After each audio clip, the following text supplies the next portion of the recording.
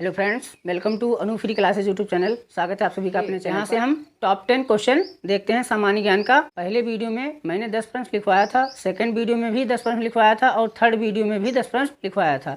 ये fourth video है। सामान्य ज्ञान भी जनगणना से संबंधित प्रश्न पूछे जाते हैं, इंपॉर्टेंट क्वेश्चन। चलिए हम देखते हैं यहाँ पर। इसके पहले वाला वीडियो अगर आप लोग नहीं देखे हैं तो कृपया प्लेलिस्ट बना हुआ है, जाकर प्लेलिस्ट में टॉपिक वाइज आप लोग देख सकते हैं। जो लोग प्राथमिक शिक्षक भर्ती की तैयारी करते हैं उनके लिए यह स्पेशल वीडियो है।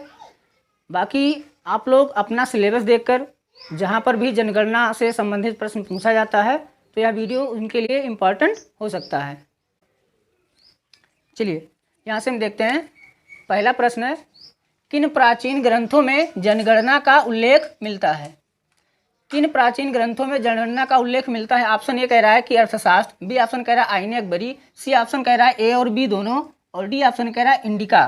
तो याद रखिएगा, यहाँ से मैं कुछ जानकारी आप लोग को दे दूँ कि ये जो अर्थशास्त्र है ये प्राचीन ग्रंथ है। इसके लेखक कौन है? तो कौटिल्य हैं, याद रखिएगा।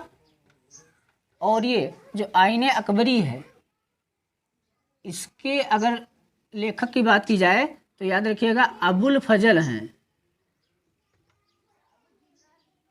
अबुल फजल।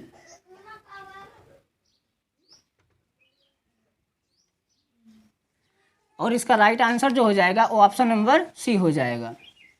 यानी पूछा जाए किन प्राचीन ग्रंथों में जनगणना का उल्लेख मिलता है तो अर्थशास्त्र और आईने अकबरी दोनों में मिलता है।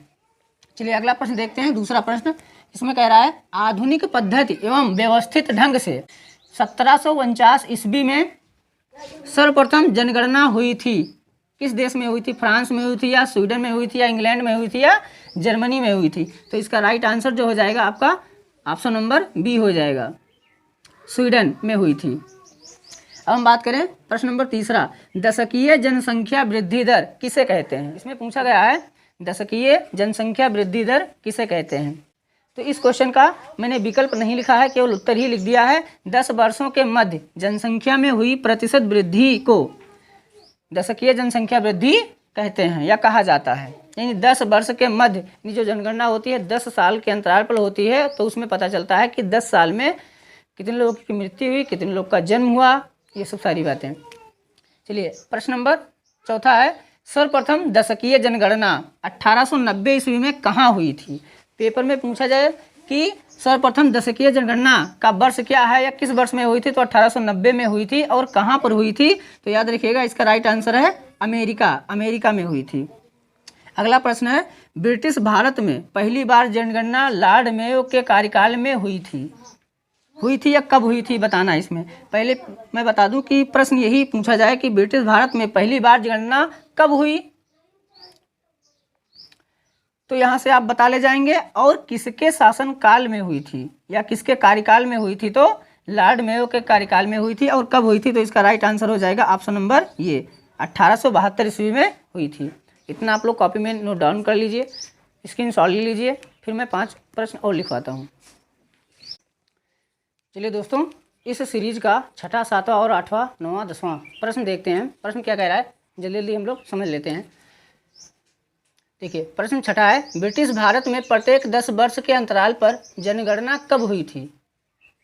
तो याद रखिएगा ऑप्शन नंबर ये हो जाएगा 1881 ईस्वी में हुई थी, लॉर्ड रिपन के शासनकाल में के समय में। अगर मैं बात करूं कि वर्ष 2011 तक भारत में कितनी जनगणना की जा चुकी है, अगर पेपर में पूछा जाए कि वर्ष 2011 तक भारत में कितनी जनगणना की जा चुकी है, तो याद रखिएगा 15, ऑप्शन नंबर सी हो जाएगा इसका, 15 जनगणना हो चुकी है। जैसे मैं बात करूं कि जब 1872 ईस्वी में पहली बार जनगणना हुई, तब से लेकर 2011 तक कितनी जनगणना हुई, तो याद रखिएगा 15 जनगणना हो चुकी है।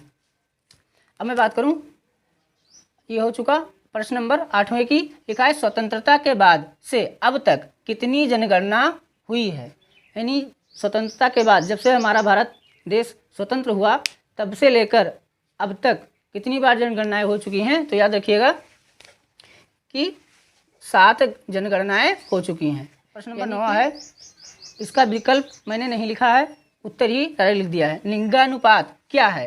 उसमें दिया रहता है प्रति 1000 पुरुषों पर स्त्रियों की संख्या को, या प्रति 1000 स्त्रियों पर पुरुषों की संख्या को, इस तरीके से दिया रहेगा। तो याद रखिएगा प्रति 1000 पुरुषों पर स्त्रियों की संख्या को लिंगानुपात कहा जाता है।